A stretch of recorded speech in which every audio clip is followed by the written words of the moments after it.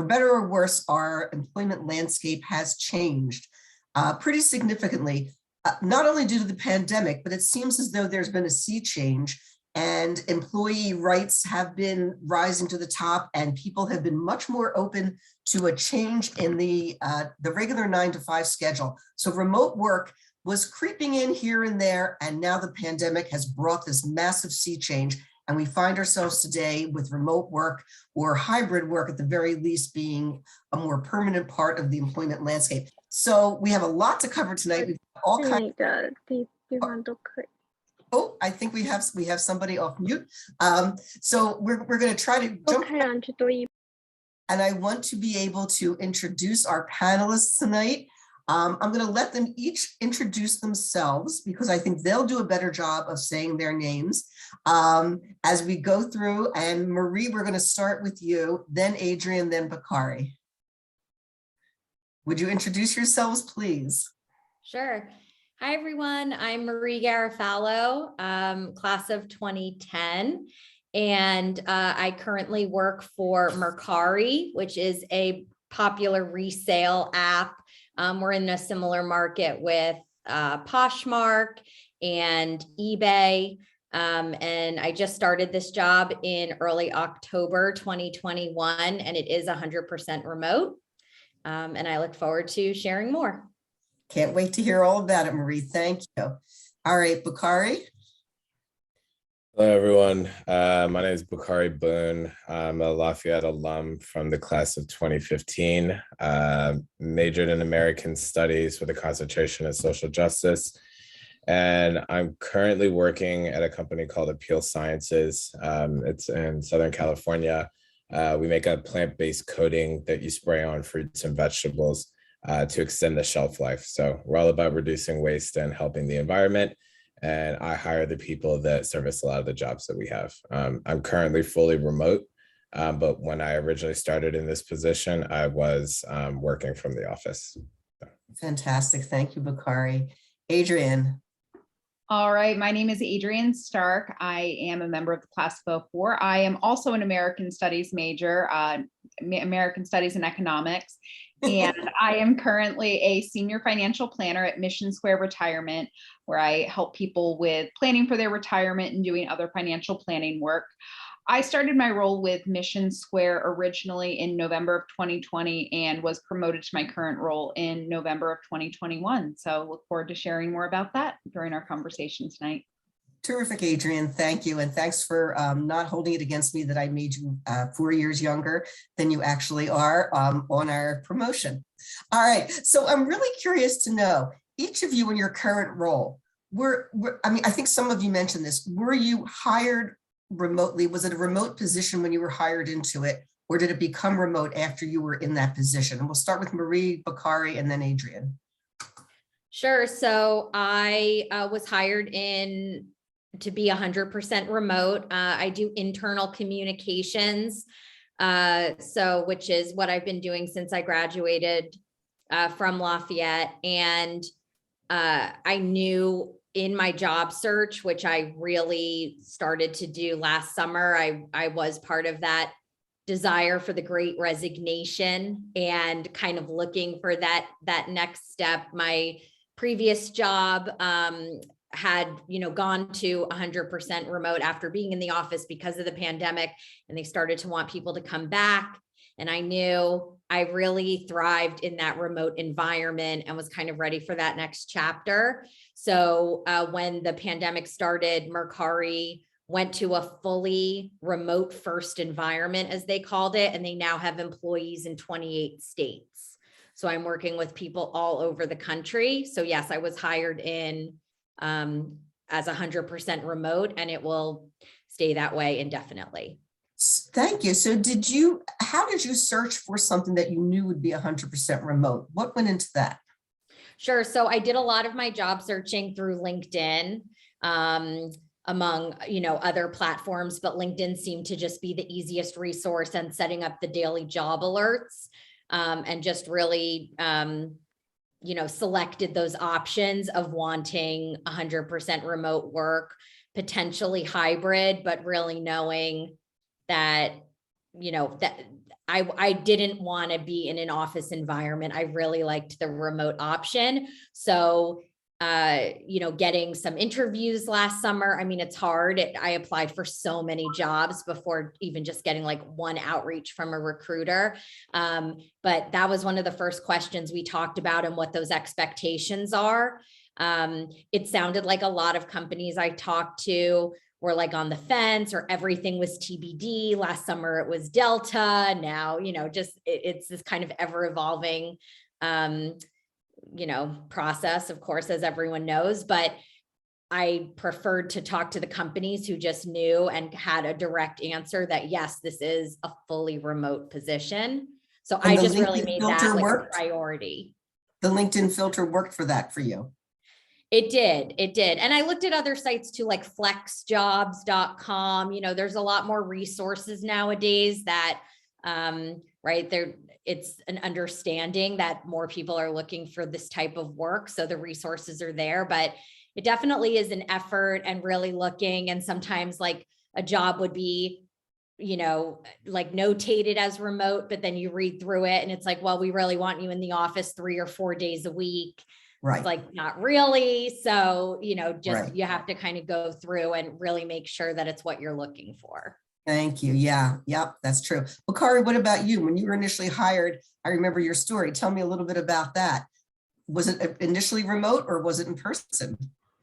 So it was initially in person. At the time when I was hired, I was living in Baltimore, Maryland, so over on the East Coast. And this company I hadn't heard about called Apeel then reached out to me and spoke to me about the opportunity.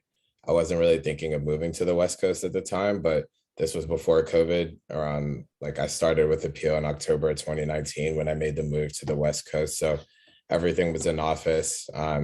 We had a lot of capabilities to have a remote workforce. I mean, it was a very flexible work schedule. Some people would stay home a couple of days a week, with their kids, or just like if you needed some time away from the office, was very flexible with that. So as the company was continuing to expand, that was around the time that I was kind of joining their hypergrowth phase. And then the pandemic, or everyone kind of went remote about I guess it was March of 2020. So our company really was one of the earlier ones to do it. I think we were at the end of February. So it was kind of a shock to just immediately have made this move and then having to be working from home and remote. But at the time, it just kind of made sense given everything going on with the spread of COVID. So right now we are still remote, but several of our key functions, which have to be performed in person, are back. So lab functions, people that work in some of the engineering with technology and things like that have to be on site, they are there. So did you have to advocate to stay remote or was it a given? I did not. I would say that it's pretty up to the person. I mean, right now our offices are open. So if anyone wants to go and work from the office space, it's optional. We have it here. We still encourage people that we hire, if they want to be near the headquarters in Santa Barbara office, to offer relocation to bring candidates in so they can be in person and get that space. But just as Maria said, there's a lot of desire in candidates now to be virtual, to completely be 100% remote. So we're really offering that flexibility and choice to Right. whenever people want to.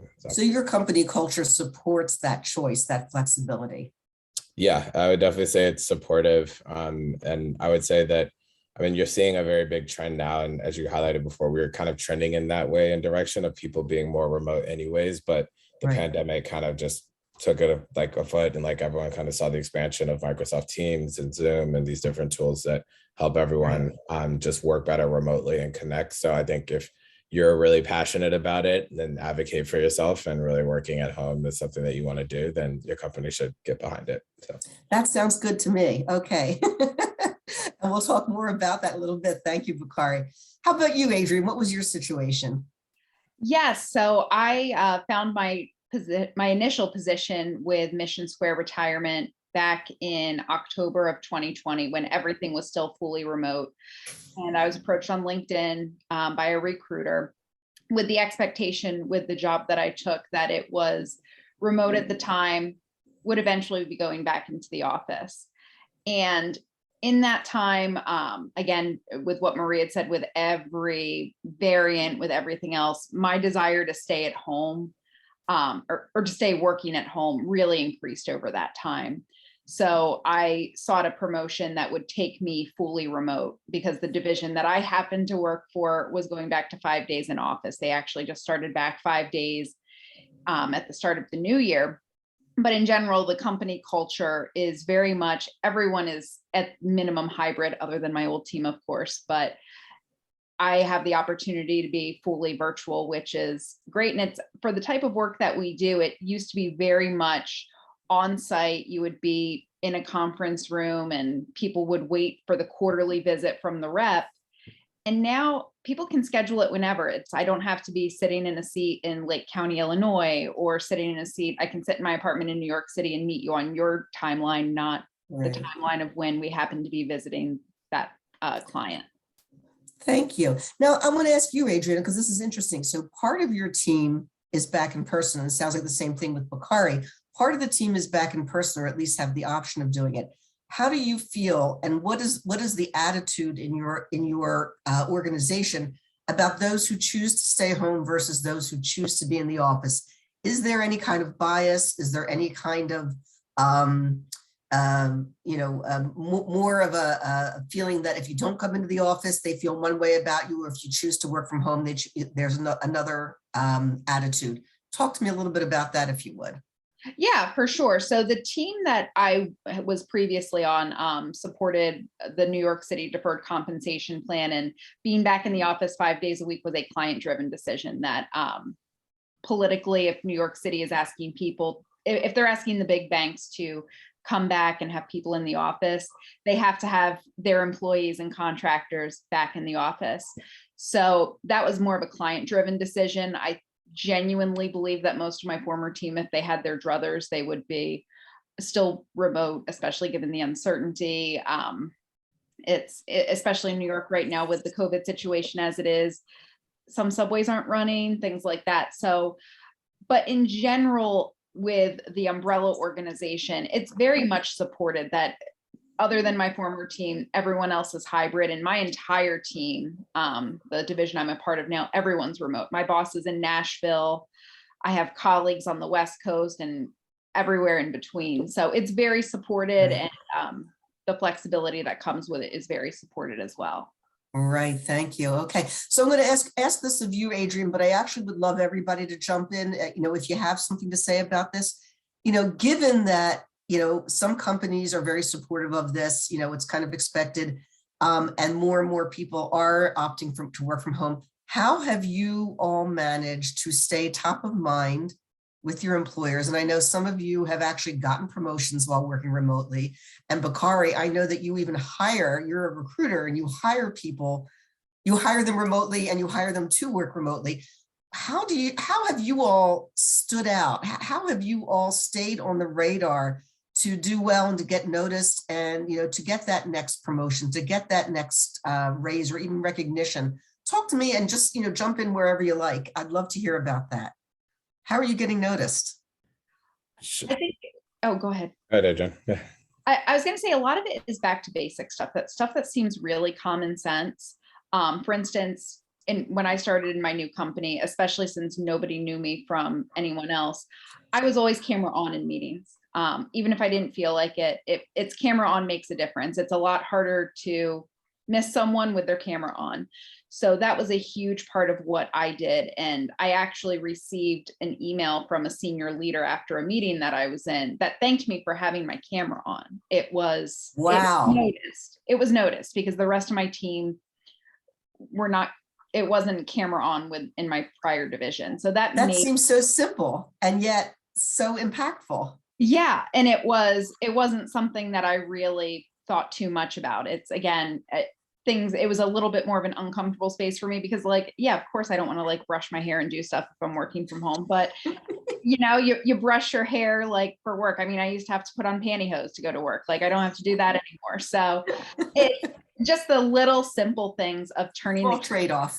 Yeah, small trade-off. And something else that I had to get comfortable with that was actually bragging about myself, that I wasn't, admittedly, I'm not somebody who considers myself great at bragging to a boss or to otherwise, but I was like, these people don't know me. I have to be telling them what I'm doing, or at least making sure they know what I'm doing. Right.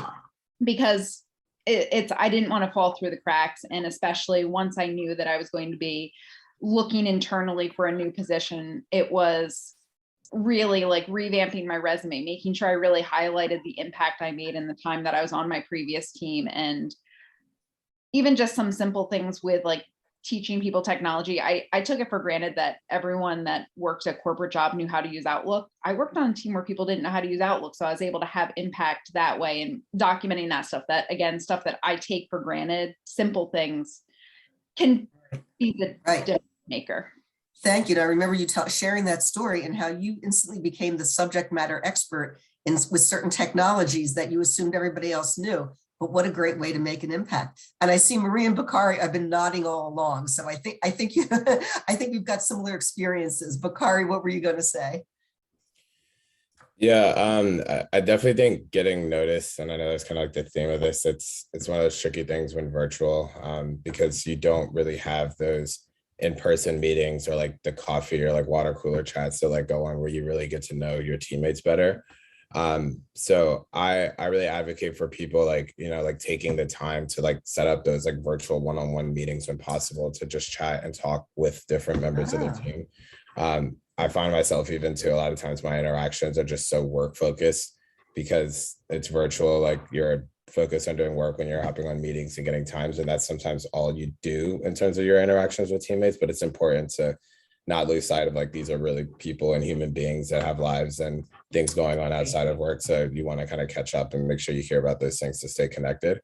Our team is like, and I work within HR. So we do a lot of we call it like people and culture at Apeel, but creating a lot of that like space for virtual connections is a lot of what falls on like, not necessarily just my team and the talent, but like within the broader kind of people and culture division itself. So finding ways to bring people together to do cooking classes is something we did. Like each member of the team had to do a dish and find ways to connect with the other ones and things like that. Help bring people together. And then I think on the work front, like really you're gonna normally people have different like weekly or like bi-weekly check-ins with their managers where you can cover all the work that you're doing, and it is really important to speak about yourself. A lot of times what's out of sight is out of mind, and it's really important to remember that your work that you're doing here, whether they can see it or not, it's helping to contribute to his growth. So make sure you document all the accomplishments that you've had and the successes and things that you've affected and changed, so that when it comes time to talk about things like promotion or looking into new jobs or just career growth in general, you can speak to those things with your direct managers and supervisors to show what you've done. And then they can also kind of talk about areas they may want to see you grow in as well. So that's terrific advice, Bakari. So is that something that you did? You actually tracked your achievements and your successes. How do you do that? And Adrienne mentioned too, sort of the humble brag. Adrienne mentioned that she kept it on her resume. So when she went for that promotion, it was there. But was there another way that you were able to communicate that, Bakari? Yeah, at every job I've had in the last couple of years, I always keep like Bakari's task to date. I think I call it, you can call it whatever, but essentially it's like, it's easy to kind of think in terms of your resume, the high level like things that you do, but you forget a lot of those like day-to-day things and the smaller accomplishments. So I track those all the time, things and projects that I've worked on, even if it's not my direct job duty, if I'm helping out on another team's project or something like that, just writing down the scope of work that I did, what we worked on, what was accomplished, and not really necessarily to throw on my resume because there's only so much space like you want to be able to capture. You can't like put it all in your resume, but they're great talking points for when you go into an interview. So to refresh yourself on all the things that you've done, if you have that kind of like running document of all the list of things you've done in the day, that'll really just help when you go into the interview of things that you can speak to your accolades and things that you've accomplished over the course of your job. Great idea. Great idea. Thank you. Marie, what about you? So I would say, don't be afraid to jump in and get involved. I sit under the marketing department within internal communications, and there's a culture team within marketing, and we do a lot of fun virtual events and little like 30-minute get-togethers with the team. So we do still feel connected, even though we're all over the country and spread out. And then the other thing too is I always try to, not overextend myself, but volunteer and, you know, kind of show my face and be involved. So we do, for example, a monthly marketing team meeting. There's about 25 people that join, and I am now kind of the MC.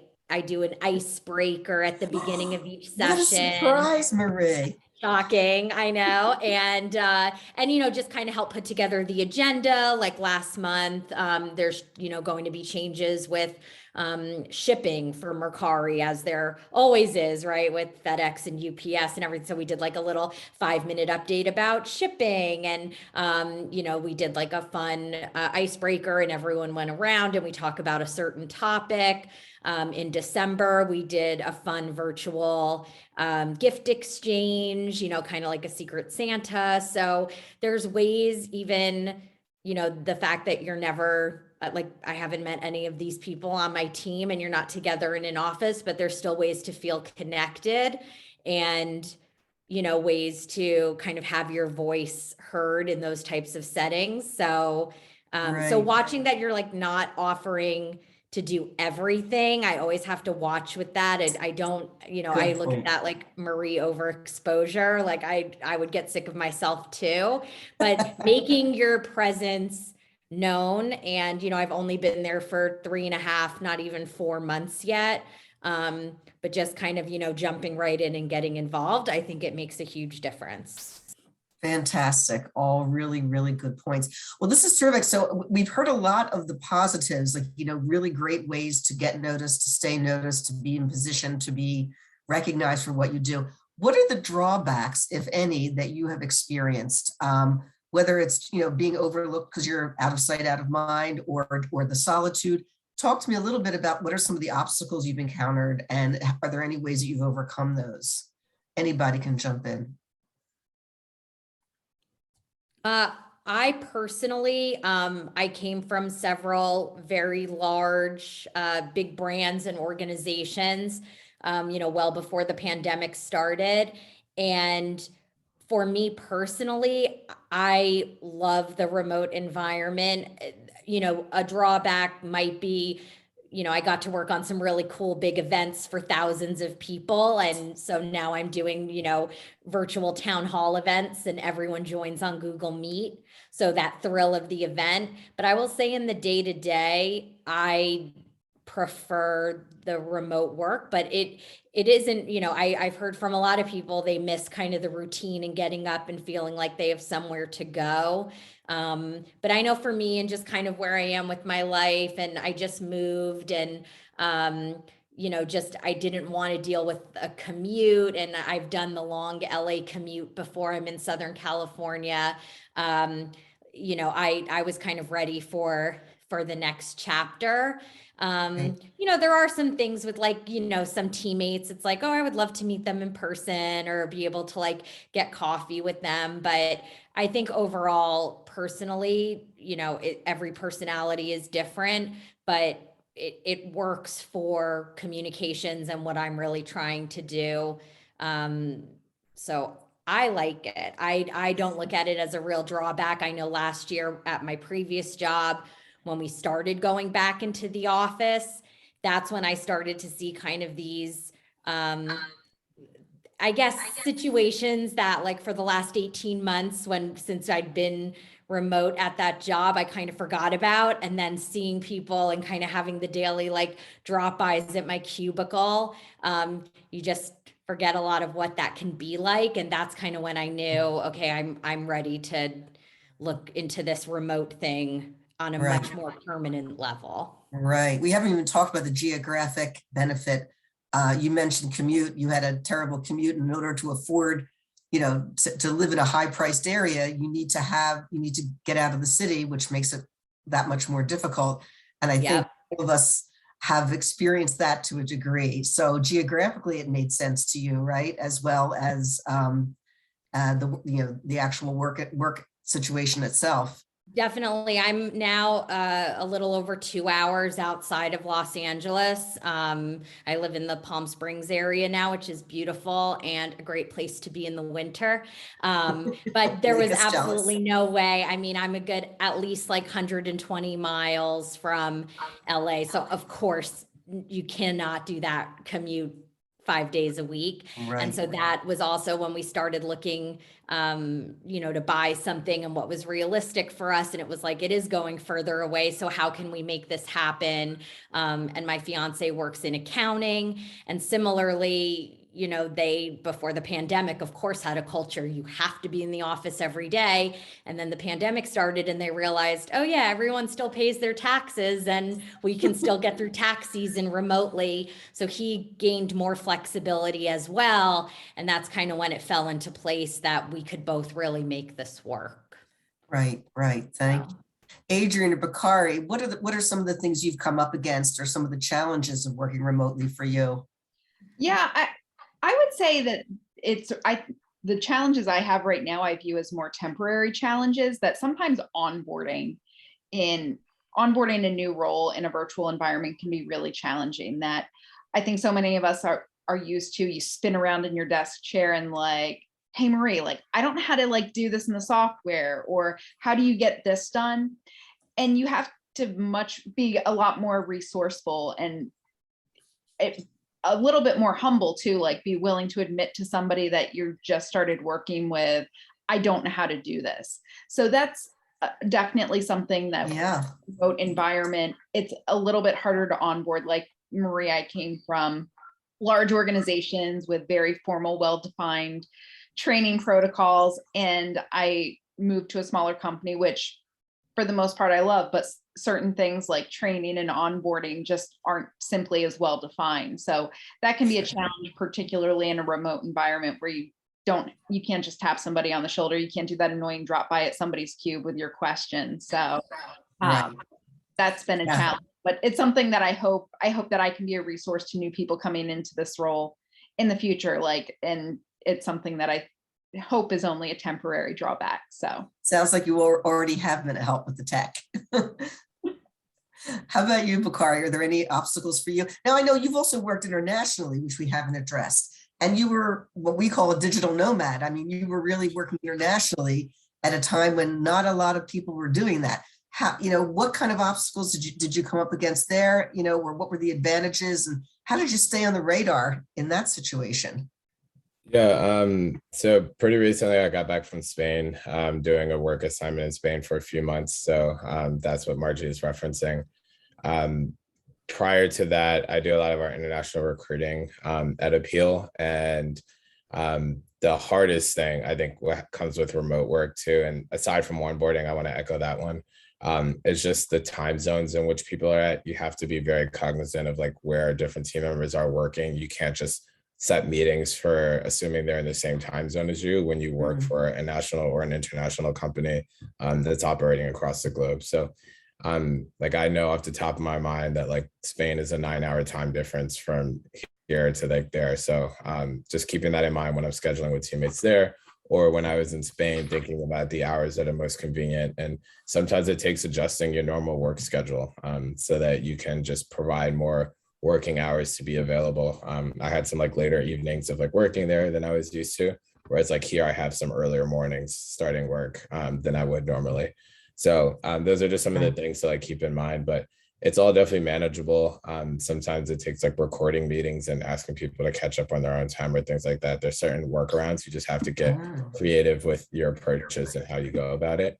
And yeah, just allow like the work definitely to speak for itself in terms of like your deliverables and things that you do when you're in different time zones. So terrific. All right, thank you. Now, I know you all have slightly different situations, but do you think that there was something about the way you presented yourselves when you were either going for your promotion or getting hired that allowed an employer to see that you would be a good remote worker? And maybe, Bakari, you could talk to us from the other side of it about what you look for in a candidate. But, what are the things that you feel that you demonstrate or you were able to express that allowed an employer to know that you were doing, you would do a great job even when you were out of sight?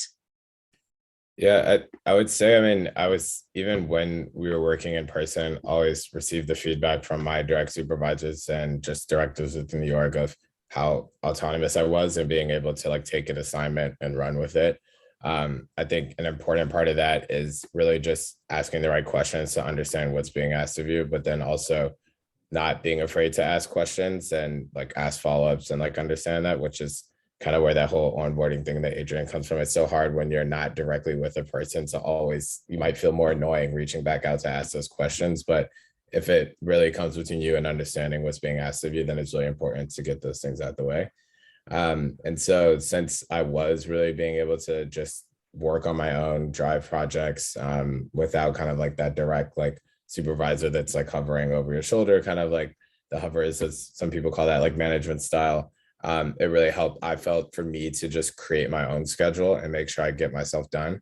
Some people are very strict with their scheduling and need to block time to do things and want to get things done in a certain window, whereas I like to kind of be more of a free flowing like person and like to kind of space time out to do things, but always making sure I know what are the timelines in terms of what I need to get done, and then making sure I get those done within the specific time frame so that I'm not holding up other people's ends of projects or whatever work may be required. Great. And I know that you had mentioned to me, Bakari, when we were speaking, that when your whole company initially went remote, that most people saw their productivity drop, but yours increased.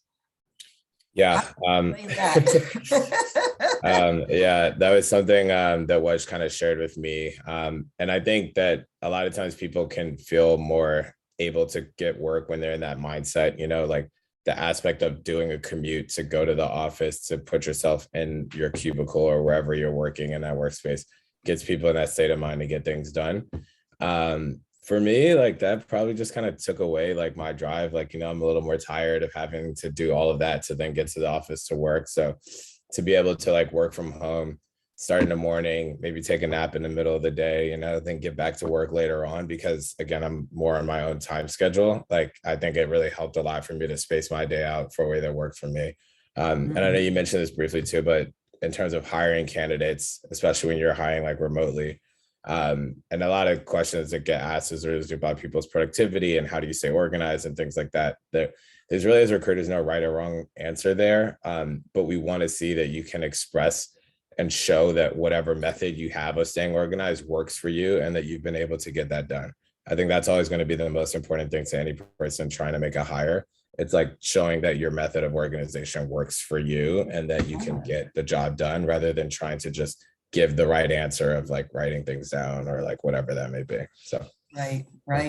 All right. Thank you. I know one thing that worked for me, you know, of course, the pandemic is awful, but it did force everyone to pivot and to learn how to adapt. And, you know, I think when I was talking, you know, going through my recruitment journey to get to Mercari, just really going over everything we did in terms of crisis communications and, you know, COVID related, and showing that I can handle any type of situation that comes my way, no matter if I'm, you know, working remotely or in the office, or, you know, just really trying to, you know, promote myself, like the humble brag, like we discussed before. But that was something, you know, just during that whole process of just really trying to showcase,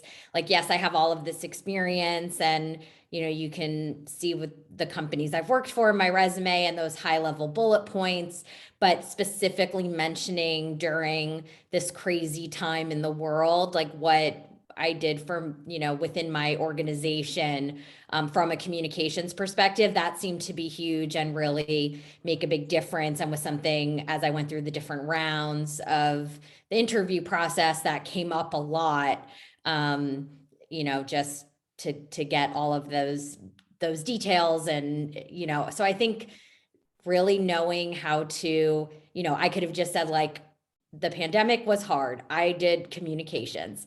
You can say it like that, or you can really try to like dazzle them, like, oh, we have to have this person in our organization because, you know, she knows what she's doing. So finding those ways to set yourself apart. Thank you. It's a delicate balance, isn't it? Yeah. All right. Adrienne, did you want to add anything to that? Yeah, I was just going to say, really, like, to Marie's point, you really want to have that brag sheet. That's what they used to call it. Like listed out, like the stuff that you don't necessarily think that you do. It doesn't feel exceptional to you, but it may feel exceptional in the hiring process. That when I was on board, or when I went for my promotion, it was, hey, I was able to build client connections in a virtual environment. I received client compliments thanking me for the work I did. And I actually had to do a webinar presentation because that's something that the type of work I do, they wanted to make sure, do you know how to make fairly dry content, financial planning, come alive in an environment where you don't have that eye contact, you don't get that visual feedback of, did they lose me or do they know where I am? So sometimes you actually will have to show it off that way. And I had you could say good fortune or misfortune of, there was a tech failure during one of my interviews, and being able to fix it and adapt on the fly, I think was also just something that showed, I'll figure it out. Like Awesome. Stuff is going to happen. I know how to figure stuff out. That's a world problem, and they saw. Yeah, and that reminds me.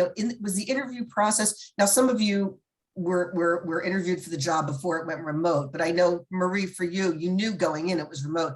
Was the interview process for a fully remote position any different for you? Did you feel, or what did you have to do differently?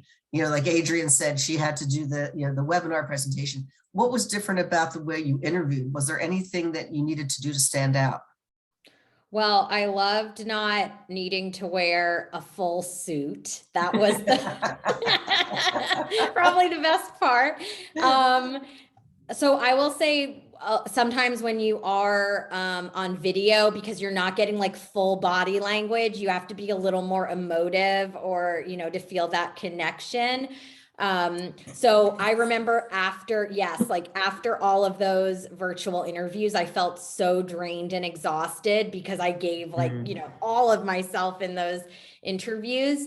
I think what I noticed, the main difference in the process, maybe because they were casting a wider net, they could hire anyone from any state in the country. It was extensive, multiple rounds, many people that I was meeting with, plus writing assignments, doing communications. And I think maybe that had to do with, because you're not actually like meeting the person in person. And so really making sure like, okay, everyone's met them. Is everyone getting the same vibe? So to me, it felt, even though I wasn't like driving to the interview and needing to find parking and all of those things, it felt almost more of a process of, tiring, just because, you have to be so on in that video environment. Much more intensive. Yeah. And that's something that I think a lot of us don't even consider, is that now your competition is from around the world, not neighborhood. That now, Bakari, I'm sure you can speak to that. Tell, is there anything that that you are now instituting in your search for people? Do you have that wider net that you're looking at? Are you casting a wider net for geographically speaking, because there are no boundaries anymore? So how are you handling that? Well, I would say there are boundaries usually by country in terms of where you can hire, and depending on the role or like flexibility, that can be an impact. But I mean, there are like pretty large countries out there like the US, where different time zones exist within it. So still kind of keeping that a factor, but depending on the role, and you will see people apply from all types of different countries and regions to apply for different opportunities. So being able to scope that down is important. But I think like in terms of like the competition aspect, I know that you kind of like brought up, I think many times when roles are posted in different regions, employers are targeting specific areas. Even if it's a remote opportunity, they have to have a starting point, which is how like a LinkedIn, when you're searching for opportunities, the regions of where things are posted. So you have to also get creative when you're job searching too, of like, not just maybe looking by geographical location, but kind of widening that out to like the names or the type of industries you want to search and things like that. Because some of those things will impact the searches and jobs that you're seeing yourself when looking. Right. Okay, great. And I'm thinking, Adrienne, too, you actually did manage to get promoted within your remote position. You were hired remotely, you worked at one position, then you got hired from within. How did you make that happen, sight unseen? It really nothing other than the videos or having it be video interviews versus in person. Nothing changed about my interview process, that I still wrote out my list of sample questions with sample answers because I'm that compulsive, that I did all of the same preparation. I did all of the same psych up. I actually did put on a full suit for it because for me, it was actually getting in the mindset. It was, this is an interview. Like, you're not wearing your Lululemons right now. Like, put on a dress, like put on your pearls, put on makeup, do the same thing, because the only thing that is different about this is that you have to make a bigger impact through a screen than in person. So that was really a big part of, like, nothing changed about my interview prep process. Right. So for different people, it's different. Right, yeah. Right. Yeah. For Marie, she doesn't need her legs to know that she's at work. For Adrienne, you do. Yeah. Still did my power All right, pose. I'm not even going to ask. All right. Yeah. And I think that I'm sure that's true, that it's a very different process for everybody. Everybody approaches this differently. Now, a question just popped up in the chat that I think is something that I wanted to address too. The question was, do you have recommendations to avoid working from a home versus feeling like you're living at work? So let's talk about your work environment and how that impacts the kind of mindset that you bring to it, whether it's putting on pantyhose or even pants.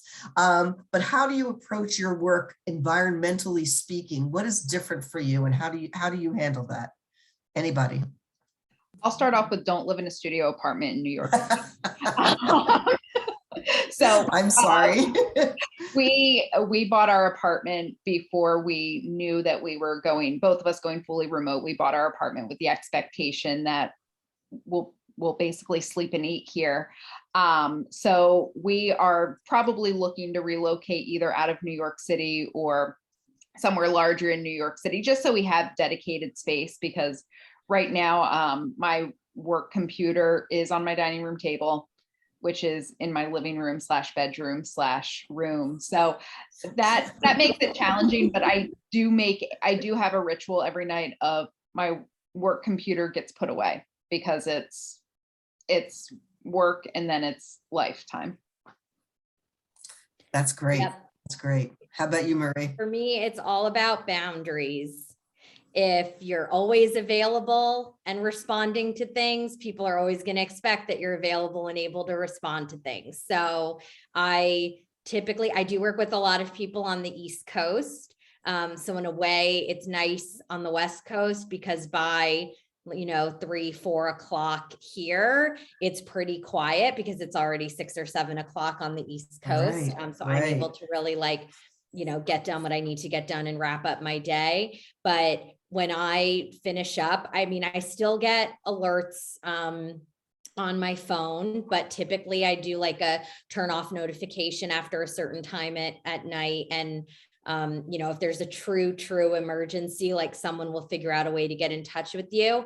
But when I shut down, I turn off my computer and I'm in, what I've designated as an office space. Since I moved here, we just moved the week before Christmas. And that was the big, first step, was I have a desk, I have a separate workspace. And when I'm done for the evening, I get up and I walk away from it. And you have to do that. Otherwise you'll feel like it's 24/7 work and life and no balance. And you kind of have to put that in place for yourself. Right. And it's tough. It is a process, but that's, the biggest thing I found is, if you're always available, people will just always think you're available. What a surprise. Right. You got it. How about you, Bakari? Because it certainly sounds like your day is more flexible because you arrange it that way. So where are those boundaries for you? You have to set them for yourself, I guess. Yeah, I definitely would agree. Setting boundaries is important. I think too, for me, I also can relate. I live in a studio here in Santa Barbara, but the difference is, just before the call, I was outside in my yard. So there's certainly Oh, like a Adrienne, different don't be kind of, jealous. yeah. I think my thing here, it's like living in this great weather, I want to be able to get out and enjoy the outside space as much as possible. So breaking my day up throughout and going on a bike ride in the middle of the day, like going on a run or something like that, really helps me with my work motivation. Oftentimes, because I am doing these things, sometimes I find myself maybe working longer into the evening, but that's because I do kind of schedule my day and like work on those certain things. But you have to really find what works well for you. I think there is no one size fits all approach to this. You have to really kind of figure out what it is, and the thing is how you can produce the best work and be able to feel most like comfortable in the space that you have. And like even in my studio, I do have a desk that I work at, but I don't like to just sit at that desk all day long and get my work done. Sometimes I'm on the couch, sometimes I'm at the counter, like just mixing up the areas. So Really mixing it up. Yeah. From one end of the apartment to the other. But that's great. And I'm really glad that you all have slightly different ways of working, because I think that that's great for everybody to hear, that it really is a very individual thing. It's not like you have to have that dedicated separate room. You can make it work however you want to make it work, which is really important. Now, and another interesting question just came in, which is, and maybe Bakari, you could address this from the from the hiring perspective. The question was, any recommendations for being recognized when there's a promotion freeze that actually prevents you from getting promoted? How do you still stay on, your manager's radar? How do you? I did see that question come in, Casey. Great Yeah. question. I must say, hiring freezes and promotion, it's just a part of business and like working. Like the longer you're in your career, the more you'll come across these things. And it's an unfortunate reality that you have to deal with. And I think me on the recruiting end, I'm always looked at as the bad guy when like things go under with a certain role and stuff. And I'm like, but I had nothing to do with it. But they need a scapegoat in some ways, and unfortunately I'm that kind of front of line person talking to internal teammates that are in line to get new jobs, and then all of a sudden the role is put on hold.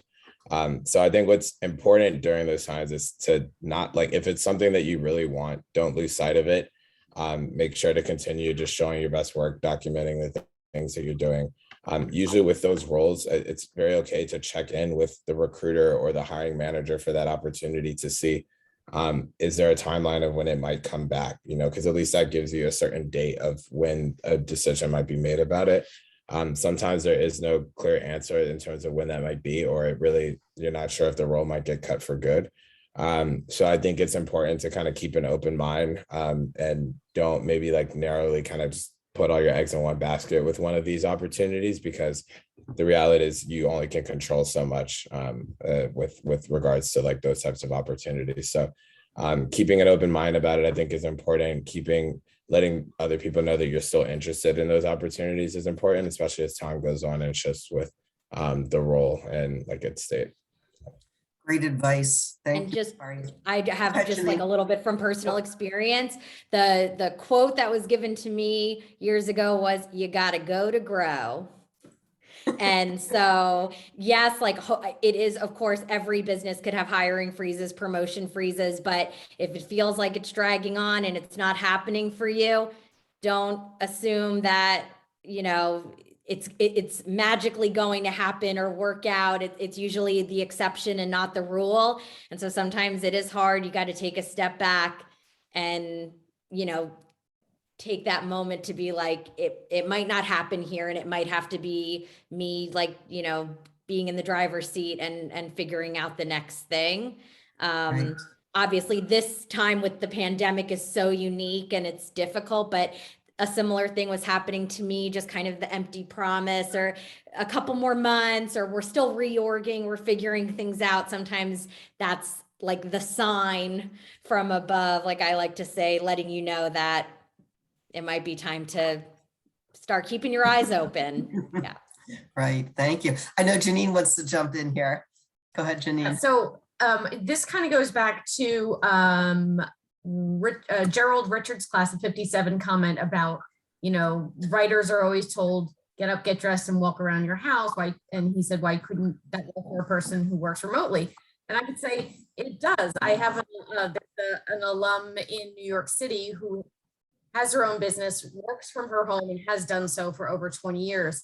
And she said, without fail, every work day, she gets up, gets dressed, full makeup, full clothing, no sweats or anything, and will walk around her block, even in snow and rain, and stop at a coffee shop and get a coffee and then enter her house as if she's going into a work building. Wow. Wow. From I'm at home to it's time to work. So she has created her own sense of commute and workspace. She's created a space between home and work. I think that applies to a lot of the questions that have come in so far. That is so interesting, Janine. Have any of you ever done such a thing? I walk every morning. My little dog demands it as such, and it's a lot of the routines, the things that I miss from commuting, like listening to my podcasts, taking my time, like drinking my coffee. Like now, I sit home and do it, but it's still I don't wake up and immediately open the work computer. It's right. You have right. my routines that to again create those boundaries and yes. get myself in the mindset too, that it's the day starts after I listen to my podcast, like the day starts after I walk my dog. So it's right. Again, you create that headspace for yourself. Another really good question just came in, and we've kind of touched on it with some of the things we said, but not specifically. How can a candidate express on their resume their ability to be an exceptional remote worker? Is there something that you can think of that would really be on target for an employer to recognize? I think using a lot of the buzzwords, like how adaptable you are and, just willingness to be in different types of scenarios and situations. I always recommend, I hosted an externship last week, and I recommended to the Lafayette students to Google, like awesome verbs for resumes. So really to make it seem like you didn't just participate or help with something, but like it would have crumbled to the ground without your partnership or assistance, or you managed something. So really, again, the humble bragging and really putting yourself out there. But I think too, it's learning about the priorities of the business. And I think just nowadays, like even with all the interviewing I was doing last summer, the companies that really made it sound like we have to get back to the office and everyone's got to be back, it just felt a little bit backwards to me, considering I think Margie actually even shared there was that image, that quote, like we all had to like change our entire lives like in an instant in March of 2020. And then now all of a sudden there's an expectation that everything's fine and we can just go back to normal. And it's like, it'll never go back to exactly the way that it was. And everyone has to understand that and adapt and be flexible. So it's a two-way street, right? When you're interviewing, you're talking to people, you're also getting a vibe of what the environment could be like, the people are going to be like. And again, for me, just knowing I never wanted to go back to a full 5-day a week in the office work week. Right. I feel like things have shifted. Absolutely. So, I'm going to have to make those your last words. I'm going to give Bakari and Adrienne a chance, and then I think we're going to wrap up, because believe it or not, this hour has flown. So thank you, Marie. Bakari, any last tips? What are your little nuggets of wisdom? One nugget of wisdom that you can leave us with tonight? I would say my last nugget of wisdom is just figuring out what works best for you. It takes a lot of trial and error. You're not going to figure it out like just on one job. And as you change roles, it's going to shift, things change with your duties and like everything going on. So don't be scared to, take that opportunity that, you wanted to go for at your current job, or to leave your job, and just grow into new other opportunities. So just always being sure to figuring out like how you can produce your best work and what things help make you succeed is the most important. I think these webinars are great that you can like get on and like jump onto and hearing panels and people speak, but it's important to also kind of keep yourself in mind and figuring out what works best for you. Terrific. Thank you. Adrienne, before we let you wrap up, if there's any last minute questions, throw them in the chat now or forever hold your peace, for at least tonight. But go ahead, Adrienne. What are your final little nuggets? And you've given us so many. Yeah, one thing just to piggyback on something Maria had said with the remote, highlighting remote work on your resume. It doesn't necessarily have to be from the work that you're paid to do. So I volunteer with the Junior League in New York, and I was actually able to leverage some of my volunteer experience because some of that I felt as far as adaptability, remote things, it was another way to highlight it in maybe a little bit more of a non-traditional way. So, but I guess my real final nugget would be that in your job search is no time to shrink away from your accomplishments, like be loud and proud. And especially in an environment where you don't have that strong eye contact, you can't read the body language, that you have to be your own best advocate because that's what it comes down to. All right, fantastic. What a great panel. Thank you all so much. We're gonna end it here on your words of wisdom. If anybody didn't get a chance to ask a question and you want to pass it through me, I'll pass it on to our participants.